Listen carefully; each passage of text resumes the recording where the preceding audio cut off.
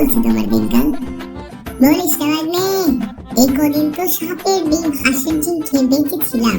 গত এক সপ্তাহ ধরে টানা বৃষ্টি হচ্ছে, আমি তো বাসা থেকে বেরো হতে পারছি না। আবার বন্যাও এসে গেল। এখন কি করে যে কি করবো কিচ্ছু বুঝতেছি না। আমি তোমাকে একটু পরামর্শ দিই, সাপের ডিম হাঁসের ডিম এগুলো খাওয়া বাদ দিয়ে আমার মতো ঘাস খাওয়ার প্র্যাকটিস করো। দেখবে তোমার দিন আরো ভালো কাটবে। ভাগিনা, তোমার পরামর্শ খুবই ভালো, কিন্তু আমাদের বংশে ঘাস খাওয়ার কোনো রেকর্ড নেই, তাই আমিও এসব খেতে পারবো না। থাকো ভাগিনা, আমি গেলাম। গরিবের কথা বাসি হলেও তিতা। ফ্রিতে একটা পরামর্শ দিলাম, তাও নিল না। ঠিক আছে, থাকো তোমার বংশ পরম্পরা নিয়ে। মা মা, বাবা কবে ফিরবে প্রবাস থেকে? বাবাকে ভীষণ দেখতে ইচ্ছে করছে আমার।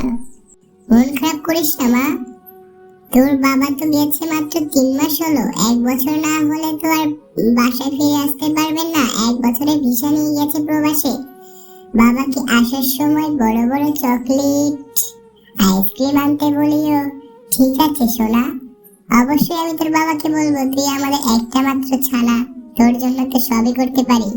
বলু, প্রতিদিন তোমার সাথে ঝগড়া করতে আমার আর ভালো লাগে না। আমার বান্ধবী টুনি স্বামীকে দেখেছো তুমি? সে প্রবাসে গিয়ে টাকা ইনকাম করছে, আর তুমি বসে বসে খাও আর আমার সাথে শুধু ঝগড়া করো।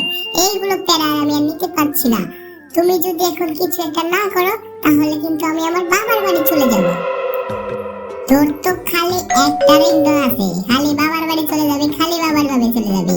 টুনির স্বামী আর আমি তো একসাথে দুজনে ভিসা অ্যাপ্লাই করেছিলাম, কিন্তু আমার ভাগ্য খারাপ, তাই আমার ভিসা আসেনি। আর টুনির স্বামীর ভাগ্য ভালো, তাই ওর ভিসা এসেছে।